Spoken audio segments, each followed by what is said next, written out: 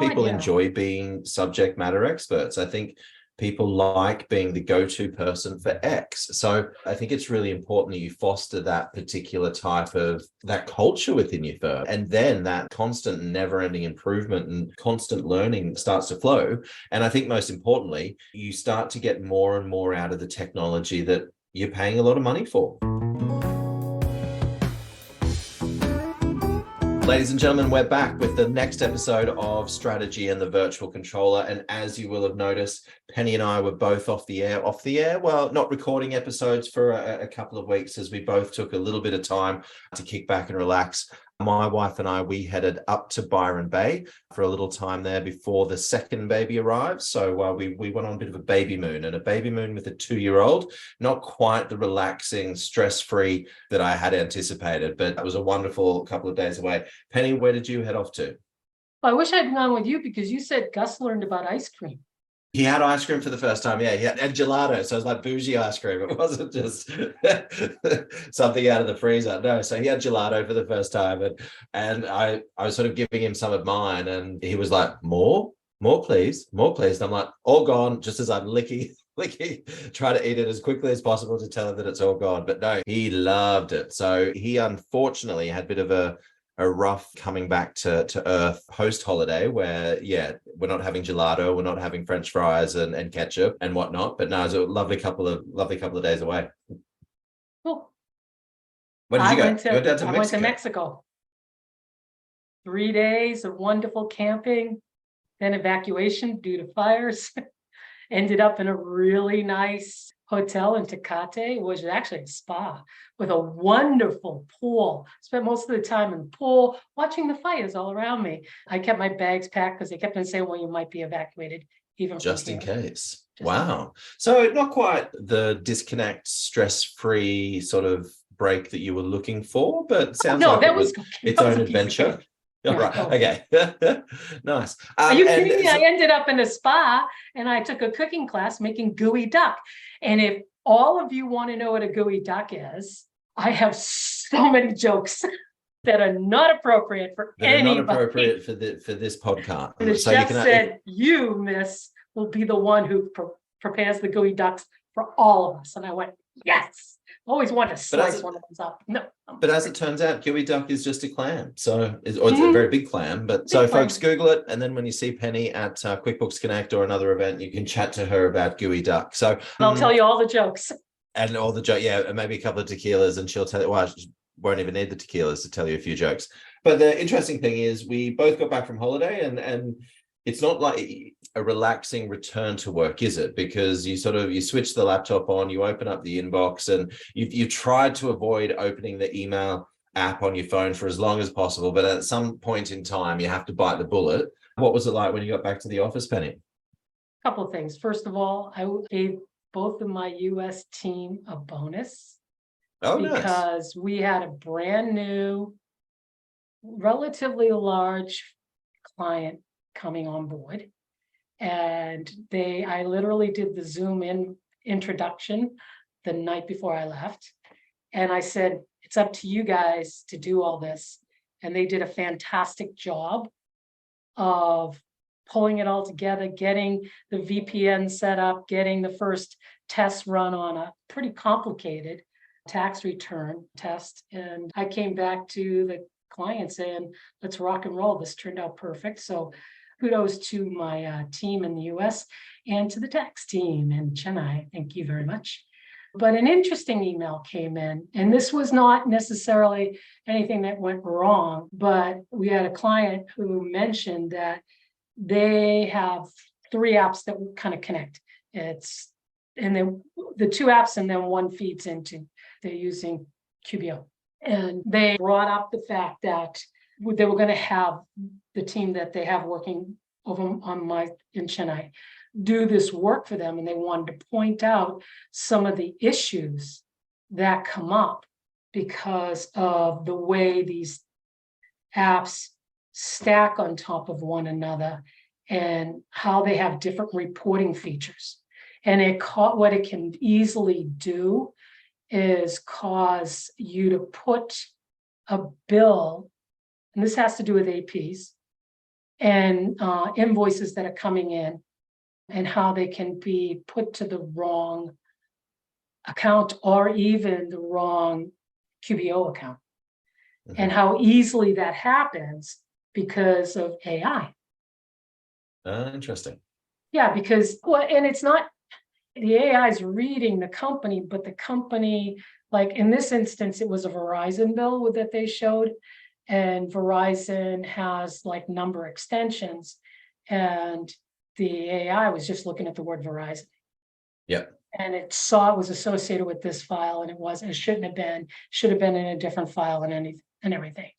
So one of the things is I told my team, I said, okay, you're challenged with writing a document on what you think you can do on your side to mitigate this problem happening again. And the accountant really said, you guys didn't cause this. We noticed that we had people on our team having issues with this. And it's just a matter of they're working too fast. They're not looking in the right area. And you need to pay attention to these and not assume that the computer got it correct, especially in cases like this. So I said to my team, I said, write up a document on how you would approach this, knowing there was a potential problem that the person who started with the first app never sees the final result in QBO. So they wouldn't necessarily understand the issue, right? So you're working in an app that sits on top of another app, that sits on top of another app.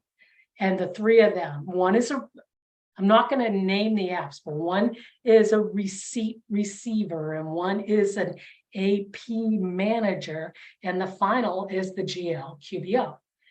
And each of these by themselves does a wonderful job. But putting the three of them together, the person who's working in the first one doesn't necessarily ever get to the QBO. And they did not see what happened. And so it was a matter of training and teaching. And even though somebody may not be in QBO, they certainly need to know how the app that's sitting on top of QBO 0 is going to affect the results, whether it's done correctly or done improperly, and how that improper thing could happen.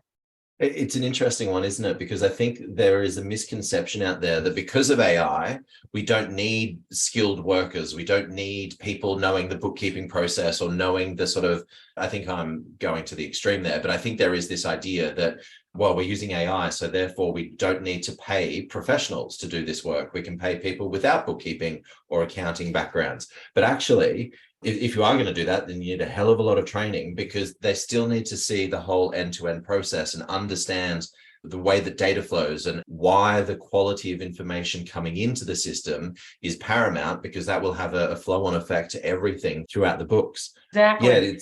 Yeah. The other thing I think is interesting as well is, like, you talk about, and I remember that I think you were using the example of the Vodafone, the Verizon bill coming in. And it's so funny. I used to work for a receipt company, Receipt Bank, and trying to tell the developers, trying to tell the engineers to be like, no, Verizon, you've got to look at Verizon, and then you've got to look at these other areas to help. You can't just automatically publish it over to phone to a particular account. So that was the other side of the thing as well, is like explaining to engineers and product people about what's at the accounting process was just as important, sometimes more difficult, than trying to help sort of technicians understand that the bookkeeping process better.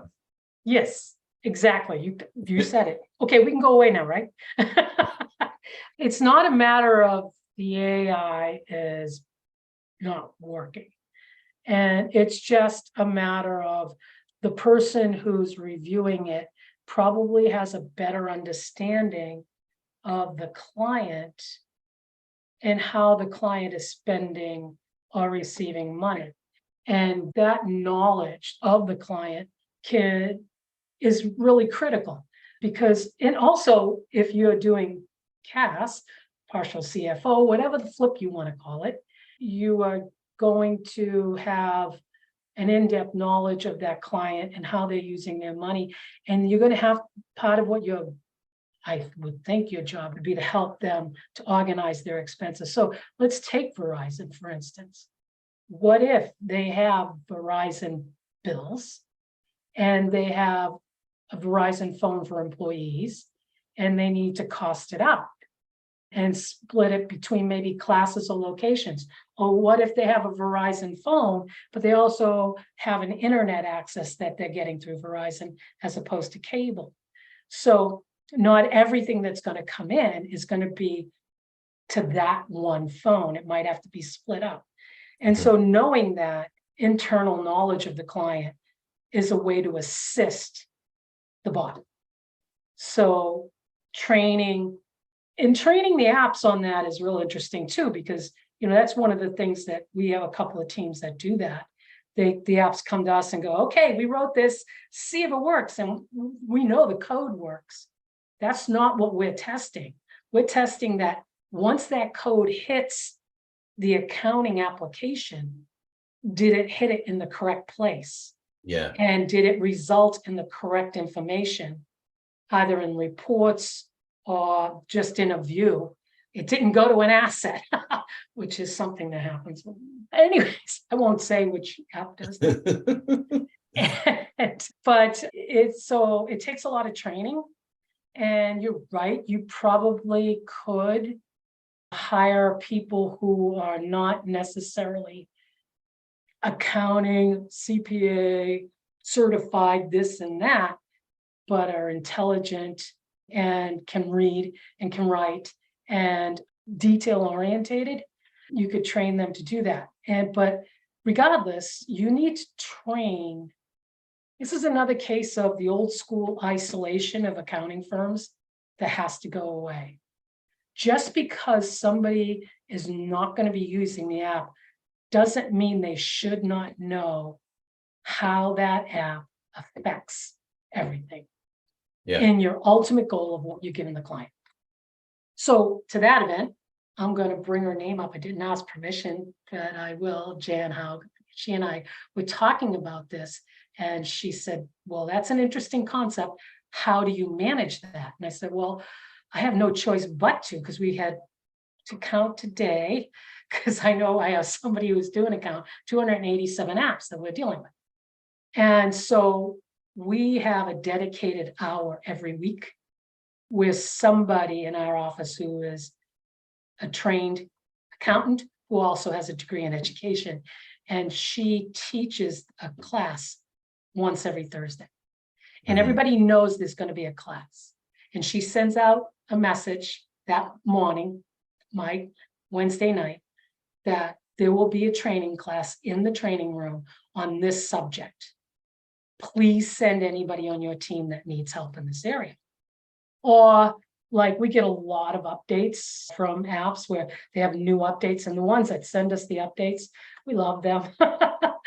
I'm just going to send a shout out to Ben. Thank you very much, because things change so much, and having that knowledge that something just got added is really good. And so if during the week, every morning when I wake up, there is somebody in our team who has said, hey, I just found this new way to do this with this new feature in this app, and this is what it does, and this is what happens when it works correctly. And she posts that in a training channel specifically to everybody in the company. So if anybody needs to look at it, it's there. And so there's the concept of everybody's always sharing and everybody's always training each other. Well, and everybody's responsible for it, because exactly. Accounting firms spend a lot of money on legislative training and ethics and tax legislation and that type of stuff. But I don't think they spend enough time on the technology training. If they do it once a year in preparation for tax season or whatever, but I see it time and time again. And when we go out and speak to accountants and bookkeepers and ask about, oh, have you seen this particular feature? And it'll save you. And they're like, wait, what? No, I didn't know anything about it. And then the worst thing is if another team member from the same firm actually comes out, oh yeah, we've been using that thing for the last couple. And I'm like, Wait, you two aren't even talking to each other. And so I think that's a really you've got two really interesting activities going on there. First, dedicated training every Tuesday at this particular time, and the team or the managers identify what are some areas that we need additional training on. But then also, then every team member is responsible for contributing to this Slack channel on what are the latest things that they've uncovered in a particular app. And I think you said 237 apps. So I think that's got to be sort of double, maybe triple most accounting firms. But Well, that we have different firms that use different tech stacks. So no, exactly. So what I'm saying is that you might have a firm that sort of uses 50, 60 apps internally and externally with clients, but you've got 237 apps. And so what I'm saying is training is critically important, whether you've got 50 apps, whether you've got 4 apps, whether you've got 237 apps, actually formalizing that training and putting product champions in and creating that environment of everyone's responsible for teaching each other and sharing what they've learned. I think that's a really important part of an accounting firm's culture that I think is quite lacking in most firms. well, I'm going to give myself a little credit here because it's been an argument that I've had with my partners in India over the years with this several different outsourcing companies I've worked with. But it's always like, yeah, we'll get to it. We'll get to it. We'll get to it. And, I literally just said, if you don't do it, I'm out of here, period. Because I'm sick to death of people screwing up on stuff that the person sitting right next to them knew how to fix. Yeah. And that happened. And I was like, and so I just made a list of this. And I said, so who can we get to train? So I started putting all the team leaders into a training session and they had to record it. And I would sit back and watch the recordings. And I went and I picked the trainer.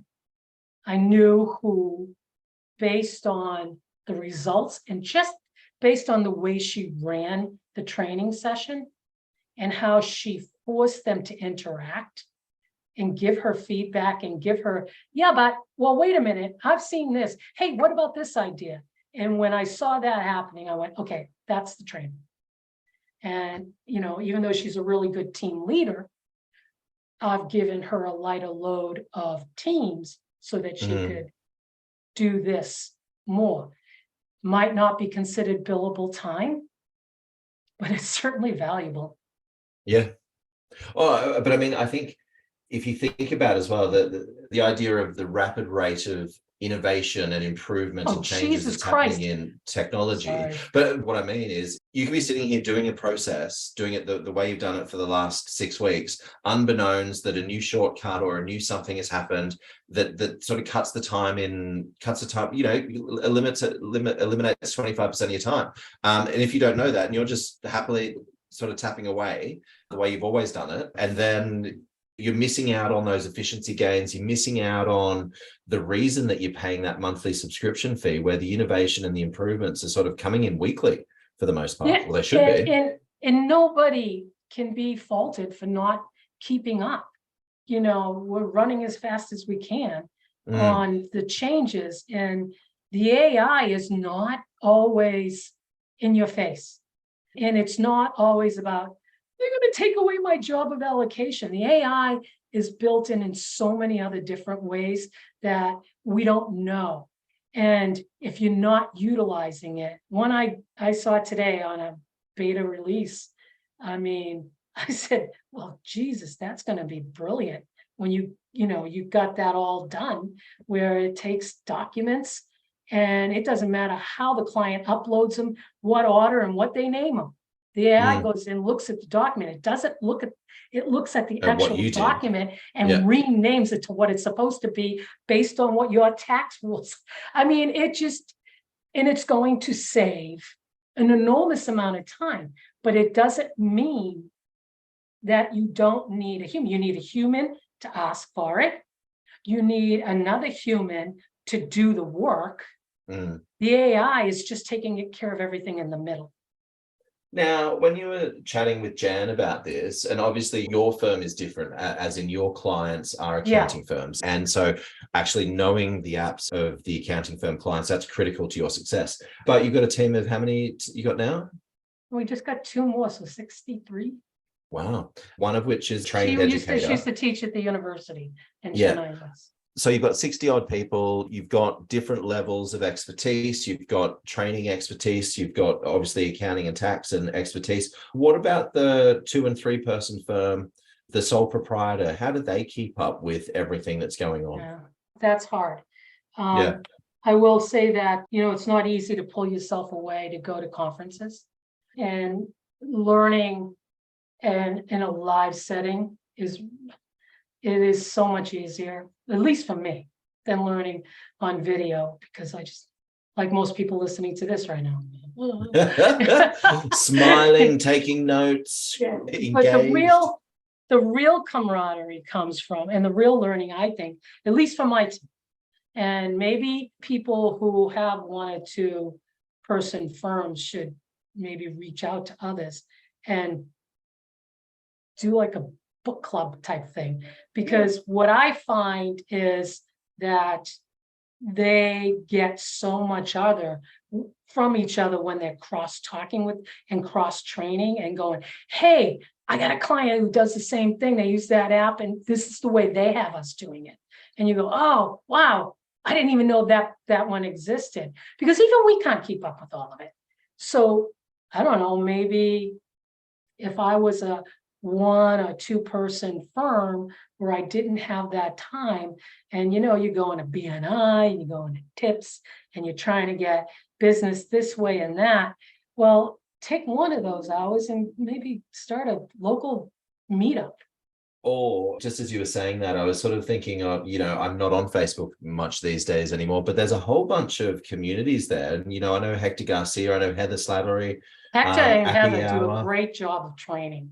Kelly, I think it's the Workflow Watering Hole. So I think, and actually some of them do have paid. So there's the free option just in the Facebook community and being a part of that and keeping up to date there. But there are also their newsletters and their paid subscriptions, which actually might be worthwhile, and they're fairly nominal sort of monthly fees. But if that gives you the cliff notes that you need, so if you are dedicating an hour a week, you know exactly where to go for the information you need. So I'd keep an open mind to the idea of joining some of those membership groups. Happy Hour, I know, is a great podcast. Hector does great training on YouTube. Yeah, so there's a bunch out there, and that might just be a way in which you can say, you know what, I'm going to be laser focused and join this community and really participate in this community. I don't need to be a part of the 17 that are available to me, but I want to spend the next 3 months really focused on workflow. So I'm going to dive deep into that group there. Anyway, just sort of an idea.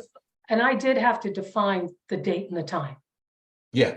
I got together with my team and I said, okay, what's the best time of day? What's the best day of the week? And what's the best time of that day that it is easiest to pull people off their task? And it happened to be Thursday afternoons, India time. Oh, and so they got to choose. I said, you've got to choose at least 1 hour a week. So you get together, you're the ones who are doing this. You find the day and the time that works for you. And it's on the calendar. It's on the shared calendar we have. And it's 3:00 in the morning, my time. And sometimes I'm awake. So I pop in. You pop in? I try. Take roll call. No, they do take attendance. Yeah. They take attendance and they mark off and they make notes on what it is each of them felt like they got out of it. Oh, good one. Yeah, I think that's actually a really important one as well. Like particularly with conferences and stuff, if you're not actually having a debrief session with your team, if you're paying for your team to go to a conference and you're not sitting down for a half day, sort of the following week to be like, okay, what did we learn? What are we gonna? What Rachel are the next steps? does that with her team. Client Rachel, you've met. She does that, man. She's adamant on it. She's all over there. Okay, because she doesn't hesitate to put them up at the Marriotts and send them off to conferences. When they come back, they have report cards. Yeah. What did you learn? And I think people like to share what they learned. I think Oh, people yeah. enjoy being subject matter experts. I think people like being the go-to person for X. So just, I think it's really important that you foster that particular type of that culture within your firm. And then that constant never-ending improvement and constant learning starts to flow. And I think most importantly, you start to get more and more out of the technology that you're paying a lot of money for. Yeah, and we have we have turnover just like everybody else and new hires. And those new hires need to be also trained Mm, on the culture of sharing. And they need to be brought into the fold. And it's another way to do that because the training days are always a mixture of newbies and oldies. and the speed with which that person comes on board and Oh, gets up yeah. to speed infinitely quicker because you've got your formal onboarding process plus your informal training that happens organically based on the people that they're sitting with and the teams that they're working in. Yeah, and Sweta, our trainer, she doesn't always run the class. Like she'll find somebody who, okay, you use this app more than anybody because you happen to Mhm. be working in a firm where they're heavy users of this app. So you're going to run this training session. You're going to be a person of record for it. And she will facilitate it then, and making sure because maybe that person is not a real good teacher. And teaching is different than facilitating. Mm. When you're teaching, you're lecturing. When you're facilitating, you're drawing information out of others to share and to enhance what it is that's been taught. So she helps with that. So we do have like certain people that we know a subject matter. And like we have one person who's like super duper on Keeper, and we have another one's really big on Bill.com. And it's just because they happen to be working with firms that heavily utilize those apps. So if we go back to the original example, and you didn't use the names, but I will, it was HubDoc into Bill.com into QVO. Mhm. And where was the breakdown? Was the person processing HubDoc, the data coming into HubDoc and reviewing that and hitting publish, were they new or No, what it was where was was the breakdown there? it was the difference in the way the reporting. It was easy to get a report out of Bill.com to make sure that the data was correct. Was getting The coded data from properly. HubDoc to Bill.com, no. And so that's Got it. usually where the disconnect happened. And it's probably because for a bunch of clients, it doesn't matter because Yeah, there aren't multiple phones, there aren't multiple, so it just goes straight across. Whereas if, yeah, okay, that makes a lot of sense. So yeah. the client intricacy is So it that, had to be noted, that's part of yeah, it. So that team is challenged to write it up. yeah, And what constitutes a reason why you would need to slow down and check the bots on this one? Well, because the client is this type of client, because they're using this type of app and it feeds in this way. And here are the potential areas where it could make a mistake. So you need to be aware of it.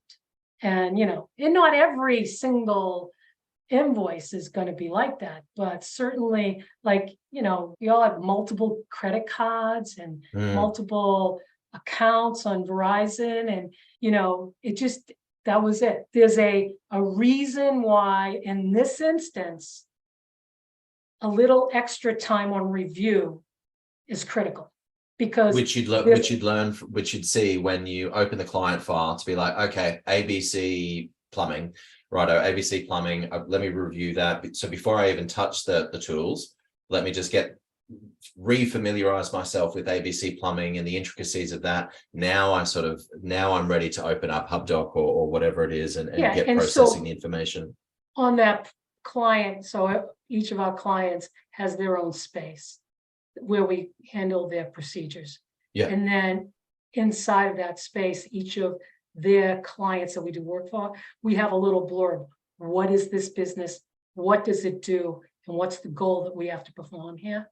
And so that kind of information would be in an essay form at the top Yeah. page. And the idea is that they have to have that in front of them when they do their work. And I think that's, that we discussed that quite in depth in a previous episode of the context of the client is really critical, and making sure that the team understands what the outcome, that was one of the words that you used there, Penny. What is the outcome that we're driving for this client, and making sure that that's at the top of it. You're not getting in and just processing AP, are you? You're part of you're one step in a process to deliver the first step a is, much broader outcome. is this a live client with the client working in the file too? I mean, that's a whole different approach to this is accounts management right up after the fact, which does still happen in the US. Yeah, so I mean, you have to, and I'm not saying everything's perfect, and there is still mistakes to get made, just like with the AI. I mean, it's the 80-20 rule everywhere. It is funny though, as we were sort of chatting earlier, I was actually thinking, and going back to this idea of conferences and all that type of stuff, quite often, and I had a conversation with a friend, and basically the partner of the firm, they were out at a conference, and basically their eyes were open to the wonders of AI. And so therefore hurried home after the conference and bought all the other Tell partners. everybody, the world is our oyster now. And it's just so funny as well. And I am guilty of this, is when I stand in front of a crowd and I talked about Receipt Bank or talked about QBO or whatever, I paint a promised land. But actually the problem but there's bumps in the road to that promised land. And unfortunately what happens, and maybe I need to sort of give that disclaimer. Well, you remember that scarecrow when Dorothy says, which way should I go? Some people go this way. And some people go that way. Yeah. And some people go both ways. But I think that's what happens as well is quite often what the partner who attends the event hears, brings back to the team, and the team doesn't know the context, the team doesn't know but then gets in and actually realizes it's not quite the promised land. And then they throw the baby out with the bathwater. Yeah, it's sort of interesting. So again, I think a couple of ways to, so let's bring the team along to these types of events. What a concept, man. And let's make the team responsible for uncovering, learning about the app. And I love that daily tip. How did the team get that off the ground? Because that would, in my mind, that would require a lot of work, like to get that ingrained in the team. One person did it. And I sent out such a huge hurrah, major emojis, da-da-da-da. Now everybody wants to be involved. Oh, interesting. But when I was a little kid, this kind of off, but I don't know, it's kind of like it. There's 7 of us, right? And once a year, Filene's basement would have this humongous sale. And it was like dog eat dog sale, right? And my mother would line us up and give us positions. I mean, you would stand in line outside Filene's all day to get in there. And they'd open the doors and it was like something out of Black Friday, but it only happened, in Filene's. And there were wedding gowns and clothes and shoes and pocketbooks and everything you can imagine. Everything you could buy at Filene's. And Filene's was a great store. And it was just like piled onto these carts. And my mother would know what she was going for. She wasn't going to waste her time shopping, and nobody else did either. And she would line us up, and one of us held on to her pocketbook because she didn't need to be busy carrying it around. And the other ones, one of us held a bag, and we all had a job, and she'd line us up and go, okay, we're going to aim to this, and then we're going to go to here, and we're going to go. And it's kind of like if you're going to take your team to a conference, take a look at that agenda ahead of time. And go, okay, I want you to, because they break it up like a technology and tax. But there's so many things that cross over where you go, I got to go to this. And I think that's the hardest part that I see for people who are single firms, single owner or sole proprietor, is that I want to go to this, but I want to go that. And sometimes they'll run them twice. So while you're there, network with somebody else and go, hey, if you go to this one and I go to that one, we can come back together and share stuff. There's a lot of camaraderie that can go there. And then, especially if we find somebody that later on you can maybe hook up with and have Zoom meetings and have, like Liz and Heather do, have a drink together and talk about, hey, you've been using this app, I've been using this app. How do you see it happen? And actually, that's how that whole Appy Hour started, I think. It was 2 people that met each other at a conference and got on and realized that together they can divide and conquer as individual businesses. Well, and not only that, they do a damn good job of it. but they just something that, I mean, ladies and gentlemen out there, I got 63 people. We're doing 287 apps, and there's no damn way we could do this if we weren't all working together. I can't believe the speed of information changing, not information change. That's not a right. The information's always there. The information's always the same, but our ways of accessing it, utilizing it, and in generating information out of it is changing drastically, and it's changing daily. And I mean, I've seen too many people, and I also do this to myself, where I beat myself up because I figure I missed something. Just get over that. Get over that and just, just keep moving. either put a schedule on it, get your team involved, get buy-in from everybody. Nobody's going to be a loser here, and nobody can be bad. Everybody can be a winner. And you got to figure out a way for everybody to win-win. And I love it when I wake up in the morning. The first thing I do is I open up that channel to see who posted what new thing they found out about. And it's every day somebody finds something new.